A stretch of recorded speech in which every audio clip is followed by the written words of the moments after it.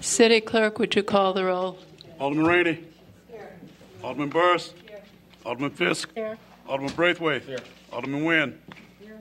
Alderman Wilson. Here. Alderman Holmes. Here. Alderman Tindem. Here. Alderman Grover. Here. Thank you. 9-0. Welcome back. We have a quorum. Welcome to the Monday, April 1st, 2013 meeting of the Evanston City Council. The first item on the agenda is the Mayor's public announcements and proclamations. This is National Public Health Week, April 1st through 7th, and National Library Week, April 14th through 20th. April is Child Abuse Prevention Month, and I do have a proclamation. Whereas child abuse is a community problem and finding solutions depends on involvement among people throughout the community. And whereas approximately 3 million children are reported abused and neglected in this country each year. And whereas the effects of child abuse are felt by whole communities and need to be addressed by the entire community. Whereas effective child abuse prevention programs succeed because of partnerships created among the courts, social service agencies, schools, religious, civic organizations, law enforcement agencies, and the business community. And whereas all citizens should become more aware of the negative effects of child abuse and its prevention within the community and become involved in supporting parents to raise their children in a safe, nurturing environment. Now, therefore, I, Elizabeth Tisdall, Mayor of the City of Evanston, do hereby proclaim April 2013 as Child Abuse Prevention Month in the City of Evanston and urge all residents and businesses to join in its observance. Laura, would you please come up and I'll give you this.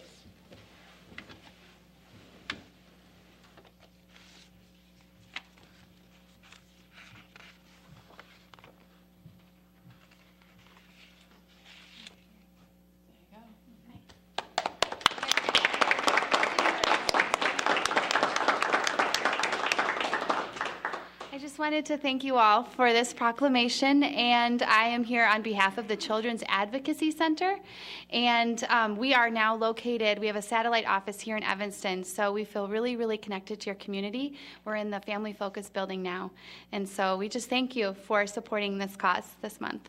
Thanks. Thank you. And my last announcement is that I attended the Fleetwood Jourdain, what were we at, Dolores? Ladies' luncheon. Yeah, one Wednesday luncheon. And I was told in no uncertain terms by Mary Beverly that the sound cuts off on the broadcast of our meetings. And so I also wanted to let everyone know, if the sound is indeed working at the moment, that we are working on correcting it, and it seems to be taking quite a while, but we are aware of it and we are working on it. That concludes my announcements. City Manager, do you have announcements? No, ma'am. City Clerk, do you have announcements? Just one, Madam Mayor. Keep in mind that early voting is on now, and since last Monday, only 384 people have voted out of 44,968 registered voters here in Evanston. That's a 9% of the registered voters. So if you haven't gone out to vote yet, get ready to do it now, and definitely go out on the 9th of April. Thank you.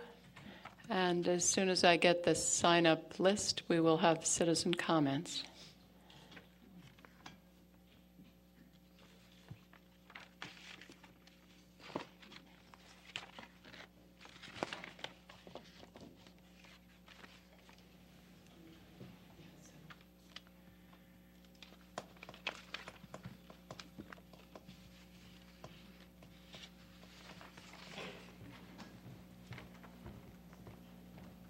Thank you.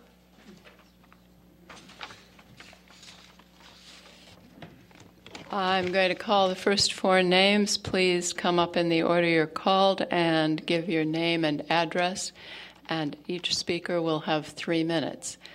First is Ron Fleckman, Eleanor Revelle, Chuck Carrington, and Junaid Rizki.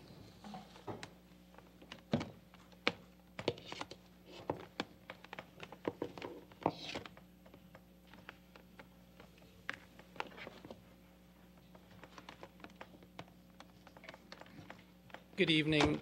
I'm Ron Fleckman. I live at 124 Keeney. Madam Mayor, members of the council, Mr. City Manager, Mr. City Clerk, I'm here to just talk about and ask you to support the recommendation that's coming out of AMPW for the purchase of the next contract for aggregated energy electricity for the city and purchasing it from a 100% renewable source. As you know, you guys voted for it last year. We were one of the few cities in Illinois to do that, and it would be nice for us to keep that leadership position. Thank you. Thank you. I'm Eleanor Revelle. I live at 2815 Lakeside Court, and I'm speaking to you tonight on behalf of Citizens Greener Evanston. I'm CGE president, and I just want to echo what Ron Fleckman just said and urge you to embrace the recommendation coming from ANPW and, again, keep us at the forefront of sustainability with 100% renewable energy. Thank you. Thank you. I am Chuck Carrington. I live at 825 Oakton, and I just also don't want to take much time, but just to say I hope that you support the and vote for the going with 100% renewable energy for another year. Thank you very much.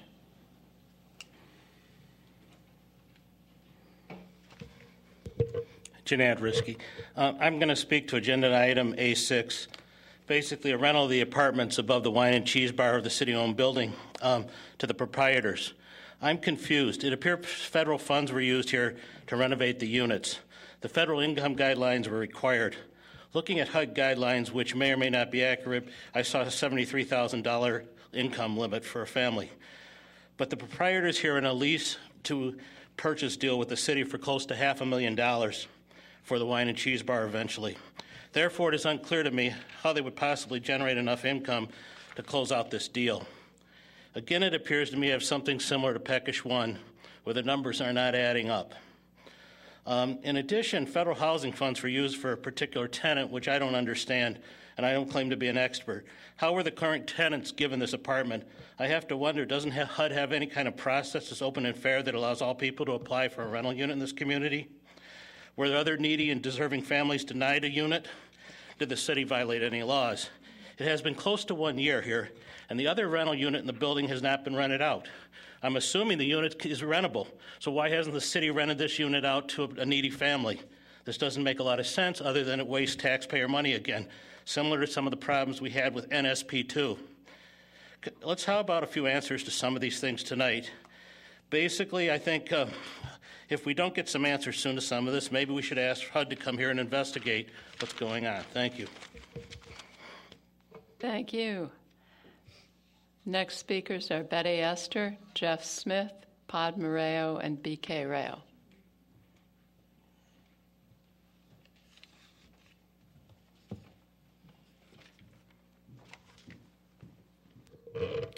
My name is Betty Esther. I stay at 2031 Church Street. I'm speaking on P2 Ordinance 4-0-13, amending the zoning ordinance to allow the expansion of legal non-conforming 1 to 4 family resident units by major variation. You allowed a building to go up to 54 feet in 2009 through the overlay district that was set up in the West Evanston district. In October of 2012, you amended the text in the overlay district saying buildings should reflect what the old ordinance, residential ordinance, says for height and all those requirements. Now you have an ordinance that would allow a person to expand a building beyond the residential redistrict requirement to a non-conforming building. This would cause residents to spend many hours to come argue before you and the committee about why this should not happen, which will have, and to say this will have an adverse effect on them. This ordinance need to be discussed in depth by the community at large.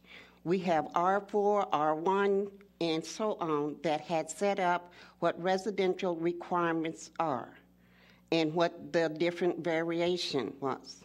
And you couldn't go beyond certain things. I know the ordinance give guidelines of how this process should happen, but what you haven't said is what will be the guidelines or will be the main thing that would not allow someone to expand that unit. People bought houses. They said they came to Evanston for diversity. The house on the street looked all alike. Now you're saying, oh, you can come and you can make a patchwork quilt. Don't care. I don't think this ordinance should be allowed. We should have the same opportunity to discuss this as a whole community as the vacant rental apartment ordinance had. Community came here, discussed it. We as a whole, where there's 2 flats or 1 R1, we want to have the same opportunity. Where they have those residential districts that have more 2 flats will be hit harder by this ordinance. So we should not be doing this without really taking a survey from the residents and asking them, is this what they want? Have a sit down and do the discussion. We all need to be heard, and not this ordinance is not hearing what we are saying. Thank you. Thank you. Hi, Jeff Smith, 2724 Harrison, and I'm in agreement with the remarks of Eleanor Ravel and the other folks from CGE, thanking you for pursuing a completely renewable path, renewable energy path to aggregated electricity in Evanston is something on which the community has actually received some recognition. When I go around to energy and renewable energy conferences, our leadership is acknowledged, and it would actually be a better thing for the state of Illinois if a lot of other communities had done the same thing. As you may know, there's a problem with the renewable portfolio standard because of so many communities aggregating. However, if more communities do what Evanston has done, and in fact go a little bit beyond and take more ownership of the energy that they're producing or that they're buying for their residents, it will help alleviate that problem and continue to ensure that renewable energy is able to compete with the other subsidized energy industries in this state and in this country. So again, thank you, congratulations, and when this comes up next year, I hope that we're looking at locally sourcing the renewable energy or even considering some direct negotiations with the producers, so we could say to our citizens, this is our wind farm that we're dealing with, or this is our solar plant, in helping to create energy and jobs here in Illinois. Thanks. Thank you.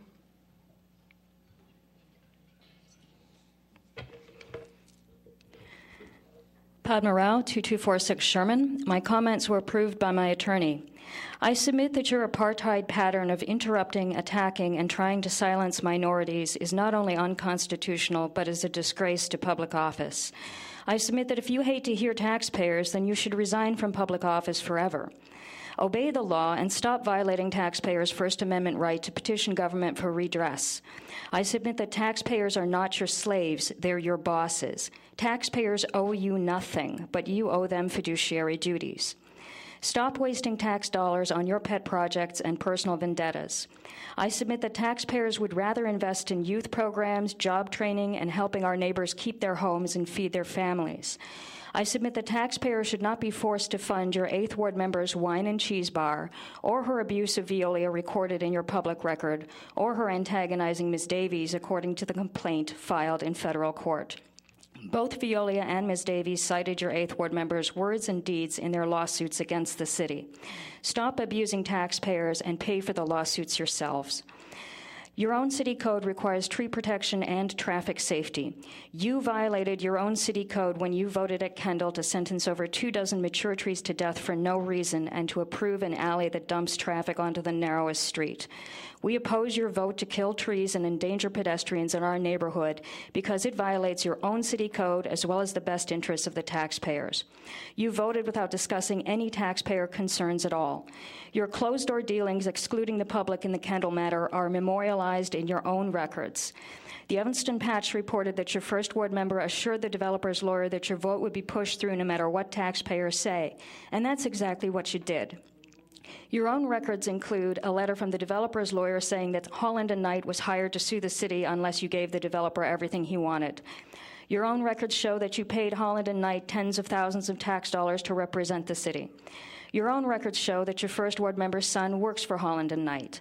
In Nevada Commission on Ethics v. Kerrigan, the U.S. Supreme Court held that when a council member's campaign manager was a consultant on a project, that council member was forbidden from both pushing and voting on the matter. I submit that your first ward member's push and vote for the Kendall project when her son's law firm was hired by the developer is likewise illegal. Keep your cover-up to yourself.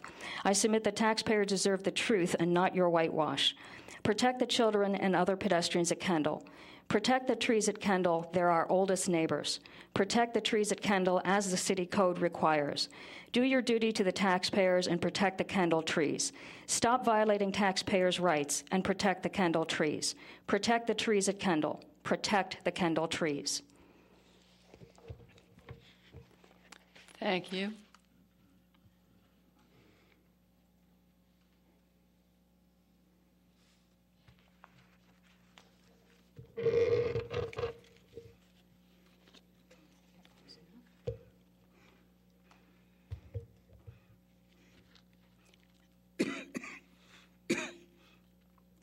My comments were approved by my attorney. Seems like the perfect day for you to celebrate Fool's Day. Each time you assemble here, you feast on pizza and other food at taxpayers' expense. You ignore the fact that some Evanstonians are begging on the streets for scraps. Have another taxpayer-funded pizza. See how it tastes. I bet it tastes free. Happy Fool's Day. You claim that in the name of saving money, you want to take over the township, which is the lifeline for the needy. At the same time, you spend enormous amount of tax dollars on the Ward 8 wine and cheese bar. The 8th Ward woman's mistreatment of Veolia and Ms. Davis were cited when they took the city to court, according to court documents. I submit this illustrates your wasteful spending on what you want, not on what taxpayers need. Have another taxpayer-funded pizza. I submit you should choke on it. Happy Fool's Day. While claiming that Evanston is a tree city USA, you passed the Kendall resolution that involves killing over 24 trees. I submit that you are turning Tree City into Twig City. Have another pizza. I submit taxpayers' hope it gives you heartburn. Happy Fool's Day. 150 years ago, the city was established. Many mayors served the city well by treating citizens with respect. The sitting mayor distinguished herself as one mayor who treats minority citizens with disrespect and contempt. Have another pizza with extra toppings. See whether you can swallow, because I submit that nothing is more despicable than the powerful trying to silence the powerless. Happy Fool's Day. You can still and should save the trees. Skip the pizza and serve the taxpayers instead, and I shall return. Thank you. The next two speakers are Jerry Maxey and Junad Risky.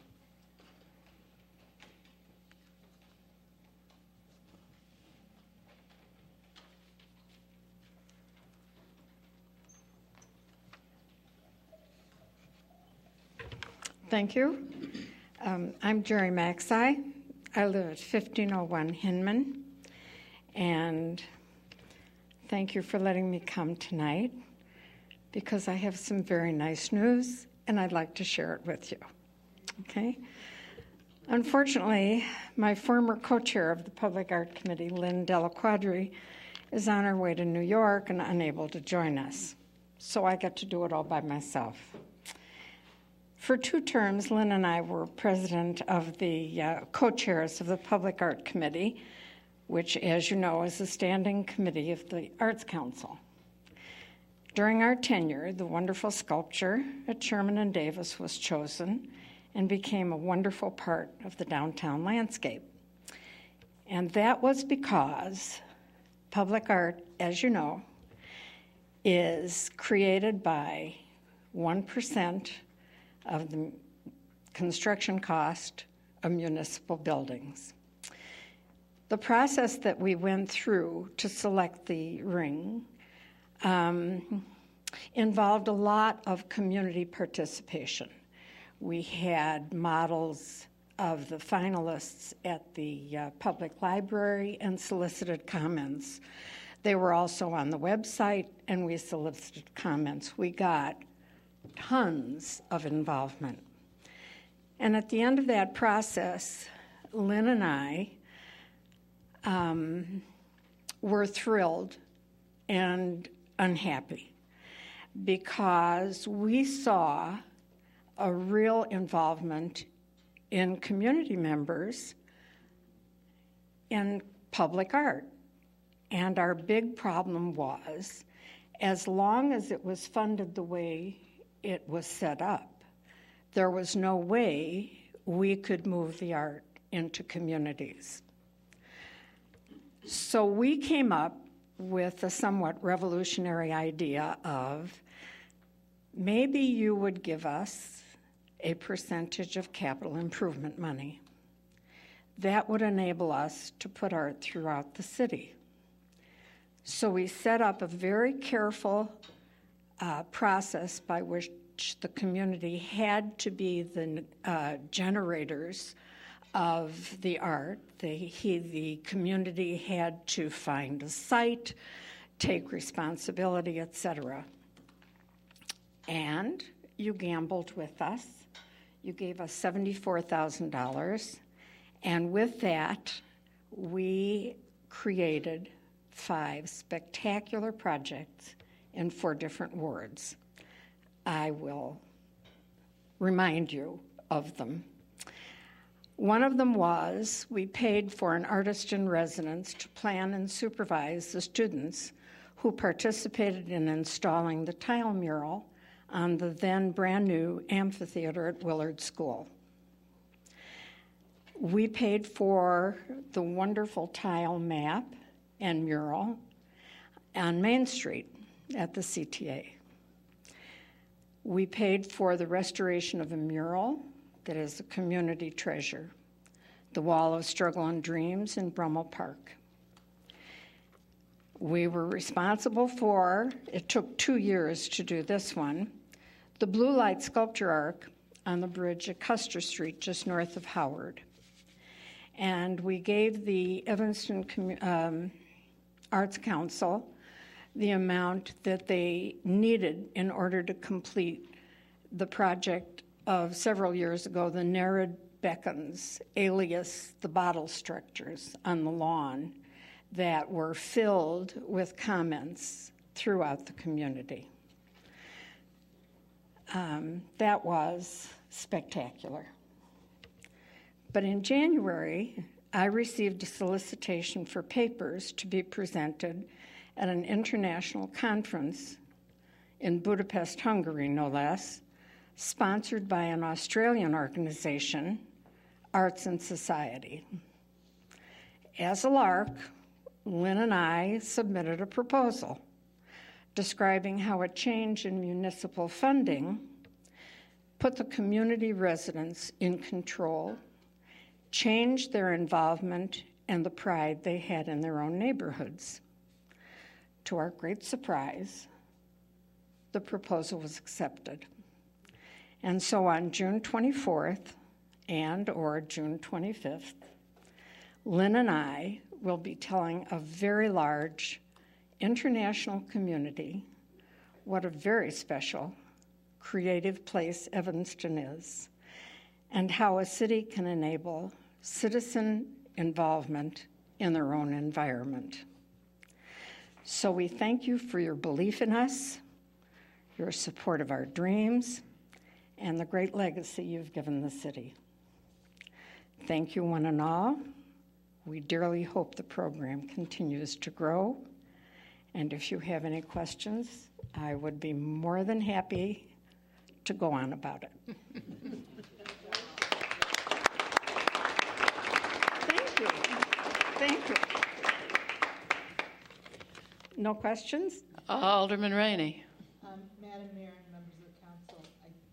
Madam Mayor and members of the council, for the people who are complaining about the sound, it is not always the technology. It's sometimes forget to turn on. I just want to say that how proud I am of these ladies, and that they are going to spread the word about Evanston to a foreign country at their very own expense. And I think that is very important to say that they care so much about this. And I just really appreciate it. Thank you so much. If you would like an alderman to go along to tell how meaningful it was. Well, I can't promise that, but I can tell you it is not an easy thing. Poor Lynn and I are figuring out a lot of stuff, but it is an enormously exciting project. The idea that when I read the list of presenters, they are truly from every corner of the globe. And the name of our presentation, I can tell you, is Taking It to the Streets. Oh, yeah. That's a good Thank Evanston title. Alderman Nguyen? Yes, I wanted to say thank you. You're really thanking us, but really the thanks belong to you, go to you, really. But can you send us an email with the information about the conference so that we could perhaps follow you at the conference? Absolutely. Because that's what conferences tend to do these days. Not a problem. So we can watch as you make your progress and maybe see a part of your presentation. Thank you. I only want you to know that the conference is all in English. Happily, well, that's good. We don't need a Hungarian translation. Thank you. Thank you very much. Alderman Grover, did you have a question? Thank you, Madam Mayor. Just looking for an exception to the rule that we don't respond to citizens during citizen comment. Perhaps Ms. Maxey could, she's asked us for questions, provide us with the materials or the presentation itself.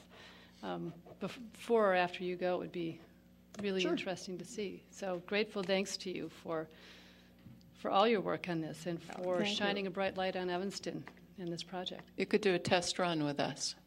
I can only tell you that old public art people never go away.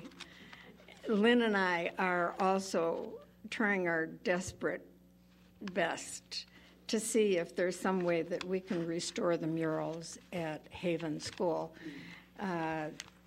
You all know that Evanston is a great repository of WPA-era art, and the schools are particularly rich. Unfortunately, we don't really have much money to keep them up, but we're trying. So we all work in our own way. Right, and then Alderman Rainey. Just to note that the Oakton School murals, the WPA, have completely been restored. And if you haven't seen them, they are absolutely spectacular. Yeah. So I encourage anybody, and it was all done by parental motivation and Julie Hamos, and so it can be done. It can be done. Thank you. Alderman Grover, one last. Just quick, Madam Mayor, thank you. And if there are any kind of innovative ideas that come from this concert, please bring them to us. If there are better ways to finance and fund public art or to promote public art, we would be very interested in knowing what other people are doing better than we are. Perhaps. I know we are. Thank you. Thank you, Jerry. I'm going to speak on a non-agenda topic. You know, my hearing's not as good as it once was, but I thought I heard a city employee saying, or maybe it was a public official, we have a blank golden asset in regard to the sale of the Harley Clark Mansion. Didn't a former governor say that about a Senate seat? Recently, the Round Table produced an editorial on the fact the Open Meeting Act appeared violated in regards to the Harley Clark Mansion. The scope of the discussions appeared to have gone well beyond the original proposal that this council took into executive session. Several sources informed me of what happened and possibly what was discussed there, and it's been verified by two people, and I'm really quite concerned. If my sources are correct, it would amount to the complete destruction of the property and public enjoyment. I filed a FOIA requesting minutes. It appears tonight those minutes will be discussed in closed session, and they should be released to the public on April 22nd. In the Roundtable article, it was suggested the city was going to release those minutes since it appeared they exceeded what was allowed under the law. So I would expect this council to see these on April 22nd, and I also would expect the mayor to give us an explanation since she once promised that not one blade of grass would be sold of parkland at that site. Thank you. Thank you. You can answer me if you'd like. Not one blade of grass has been sold. Not yet. That concludes citizen comment. Alderman Rainey, could we have the consent agenda, please?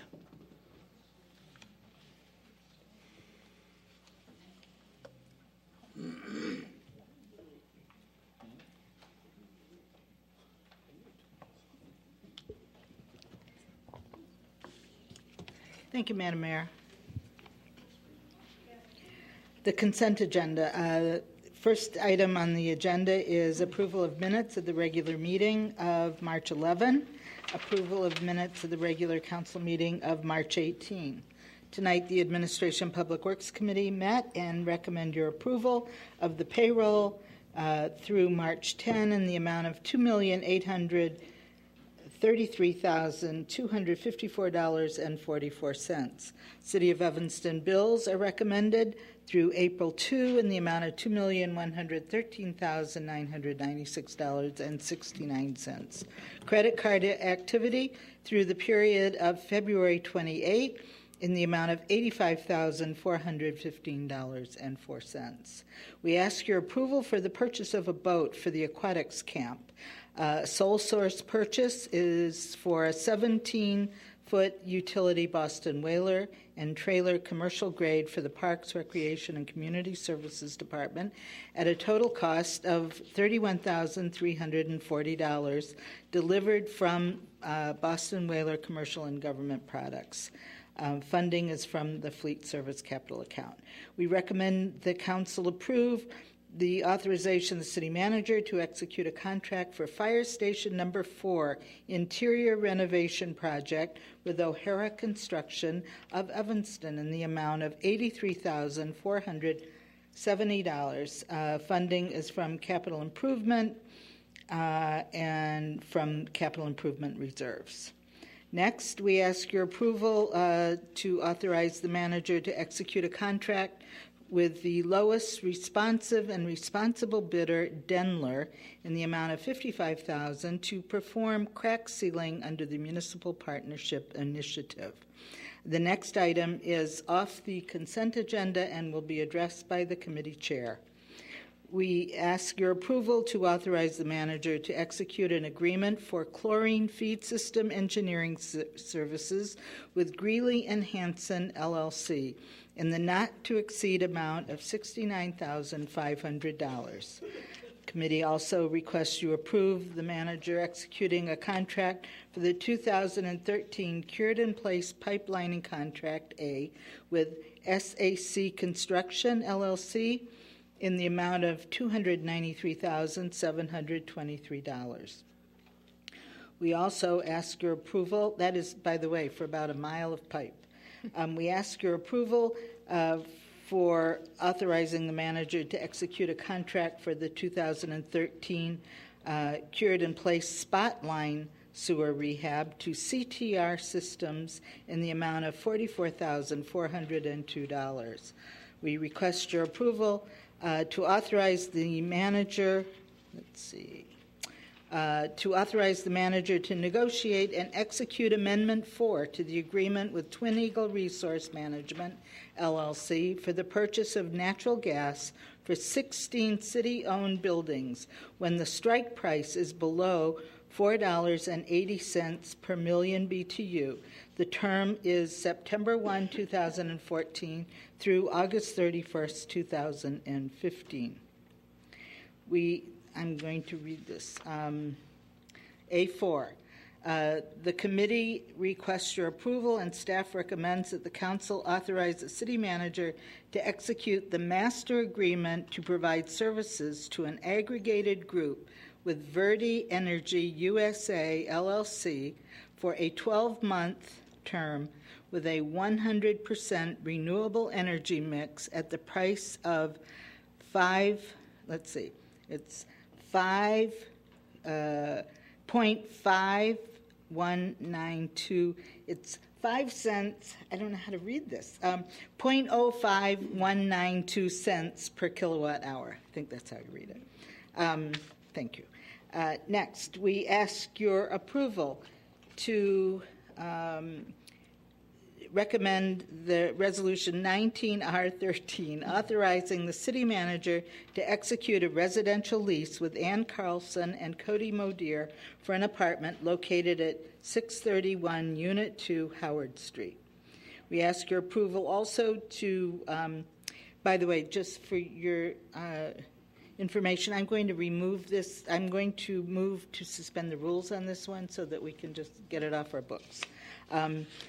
Ordinance 39013, decreasing the number of Class D liquor licenses for Old Neighborhood Grill. They gave up their license in November.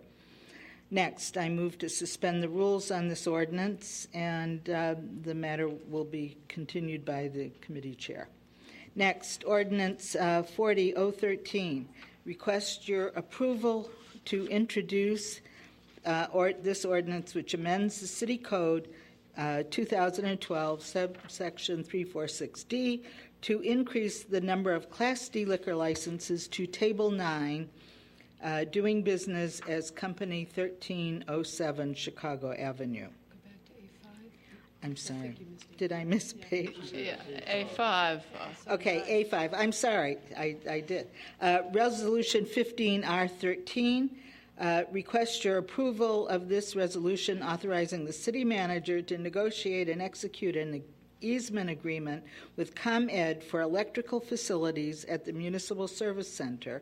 The total easement fee will be $529 a year for the duration of the easement. Next, we ask your approval this is for action. The Transportation and Parking Committee and staff and committee recommend City Council approve amending Title 10, Motor Vehicle and Traffic, resident parking only, adding District 16, the east side of McDaniel, 1315 through 1341, from Dempster Street to Greenwood Street to 24 hours daily, 7 days a week. This is for action. The Planning and Development Committee met, and we recommend the following. The Zoning Board of Appeals and the city staff and the committee recommend the adoption of Ordinance 41013, which grants a special use permit for the operation of a Type 2 restaurant, Naf Naf Grill, at 1629 Orrington Avenue. Next is P2. We recommend introduction of the adoption of the ordinance 4013 to amend the zoning ordinance to allow properties with 1 to 4 family legal nonconforming residential uses to apply for zoning relief through the major variation process to increase the structure's bulk. Next, the two items, P3 and P4, are definitely off the consent agenda and will be addressed in detail by the committee chair. The mayor has several appointments this evening. She's recommending appointments to the following: Arts Council, Stephen Gunther; Board of Ethics, Scott Turner; Civil Service Commission, Carolyn Bell; Environment Board, Samuel Head and Tot Schweier; Human Relations Commission, Isidro Lucas and Kyle Lauterhahn; MWEBE Development Committee, Matt Fitterer; Mental Health Board, Sandra Johnson; Parks and Recreation Board, Jonathan Levy; Public Art Committee, David Geary; TIF Advisory Committee, Malik Turley and John Sostek. Madam Mayor, this completes the consent agenda, and I move approval. Thank you. It's been moved and seconded. All in. City Clerk, would you call the roll? Alderman Rainey. Aye. Alderman Burris. Alderman Fisk. Alderman Braithwaite. Aye. Alderman Nguyen. Aye. Alderman Wilson. Aye. Alderman Holmes. Aye. Alderman Tindem. Aye. Alderman Grover. 9-0. You're welcome. 9-0. The consent agenda passes. Alderman Grover, could we have Administration and Public Works, please?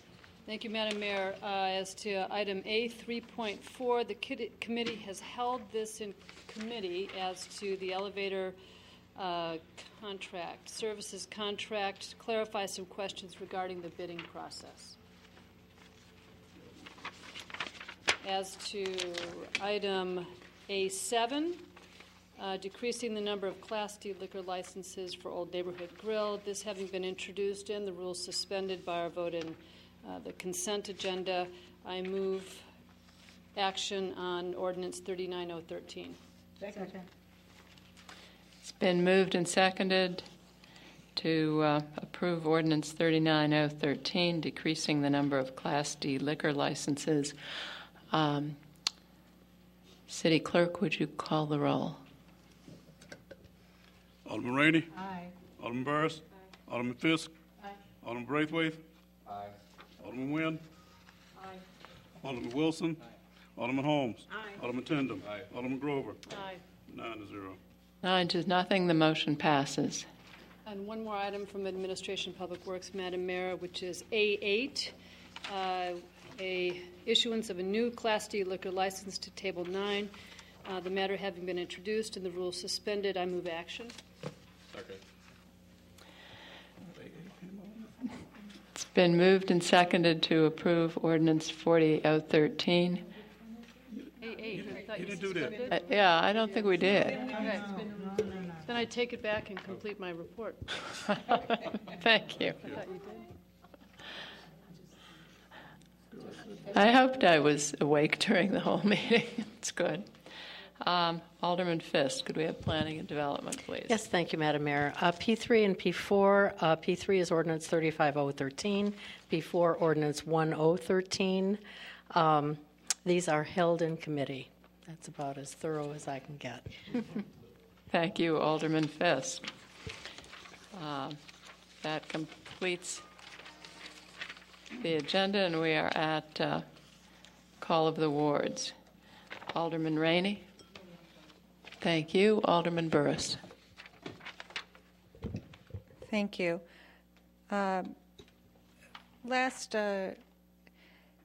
Last week, I attended the Chicago Metropolitan Battered Women's Network annual fundraiser, and I want to say thank you to Tag's Bakery.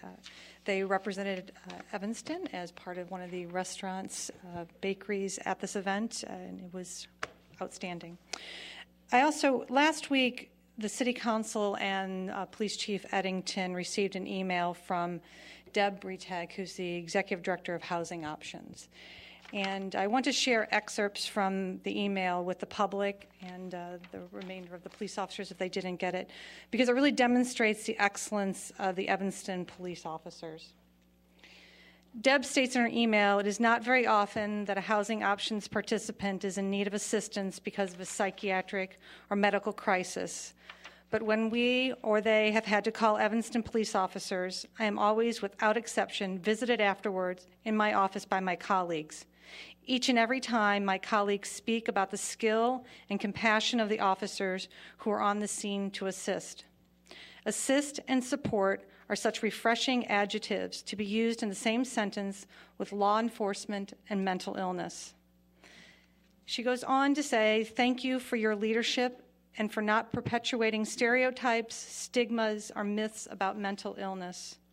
And most importantly, thank you for being our partner in believing that everyone should be treated with dignity and helping our participants feel like they are welcome community members." And I want to say thank you to Deb and to all of her staff for the tireless and special work you do in our community to assist residents with mental illness. Thank you. Alderman Fisk. Yes, thank you, Madam Mayor. This will be very short. I want to thank city staff for their excellent job in the sewer work that's going on downtown. I don't think I've experienced such a good outreach on the part of both the contractor and the city. And I know that it's helped our downtown businesses in the 1st and 4th Ward and the residents who live there put up with the inconvenience that it's caused. And unfortunately, there's more repairs that are going to be necessary this next month. But thank you very much to Dave Stonebeck and the city manager, and Suzette. Thank you. Alderman Braithwaite. Thank you, Madam Mayor. First, I'd like to offer a word of prayer and condolences to the Cox family. This past weekend, there was a fatal accident that involved a number of high school students, some of which lived in the 2nd Ward. So, again, for the Cox family as well as the students involved in the accident, my prayers go out to the family. This Thursday, April 4th, 7 p.m., I plan to host a community meeting to discuss potential improvements at Penny Park. And then the following Thursday at 11 p.m., April 11th at 7 p.m., I plan to host a 2nd Ward meeting at the Joseph Hill District 65 building at 7 p.m. Thank you. Thank you. Alderman Nguyen. No report, Madam Mayor. Thank you. Alderman Wilson. Just briefly, we will be having I think Alderman Nguyen will be there with me on April 11th, a public meeting at Lincoln School, and I'm just double checking the time. I think that is 7 p.m. 7 p.m. to review planning for the Main Street transit plan and ideas for that program. Thank you. Thank you. Alderman Holmes. No report. Thank you. Alderman Tandem. No report. Thank you. Alderman Grover. Just a big happy birthday in advance to our city clerk, Mr. Green, for his birthday next week. And you won't want to miss the Evanston Children's Theater production of The Wizard of Oz at the Levy Center weekend after next. Thank you. Alderman Wilson, do you have a motion?